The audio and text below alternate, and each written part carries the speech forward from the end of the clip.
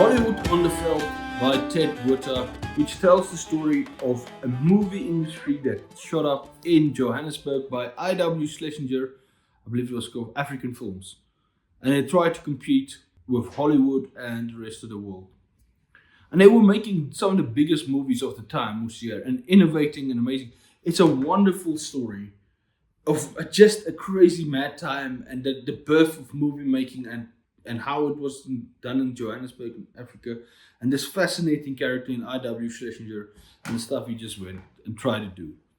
And he was he was a mogul. He was a mogul. I think he had like at the end he had like over 99 or in the 90 different companies. Companies whose value today will be several $billion.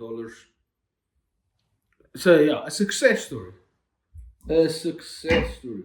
And it also tells the tragic nature of how the monopolies in the movie business then when the production houses also owned the cinemas and then because what was the failure, what ended up being this is non-fiction. I'm gonna spoil. Yeah.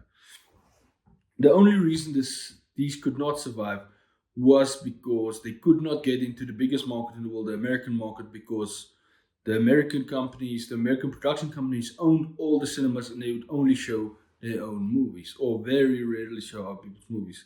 They had a monopoly on the industry. And that's right. Even sadder is most of these films are lost, and some of they are lost. They were ruined. They were cut up because back then it was still on film, cut up to use in our documentaries and stuff like that.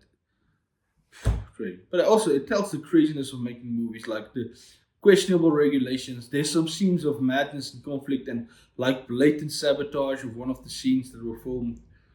It's just fascinating, interesting, and it's also fascinating, interesting about South African Joburg in specifically that time period. And what I love about Botha's writing is there's very little fat. I mean, actually, there's so little fat you'd wish there was a bit more fat. It goes at a clip. It goes at a pace. It's very easy. It's short chapters that you read very easily. Very dynamic way of writing. It makes more feel, even though it's a non-fiction, he kind of tells it like a narrative fiction and tries to keep it in that vein and that excitement. And yeah, no, love this. Had so much fun with it. That's the second Ted Botha book I've read, and if I love it. The other one was also playing around the city world about Johannesburg, the Daisy Mapper. If he keeps doing that, I will keep reading all of them. And well, I'm pretty sure I'll pick up on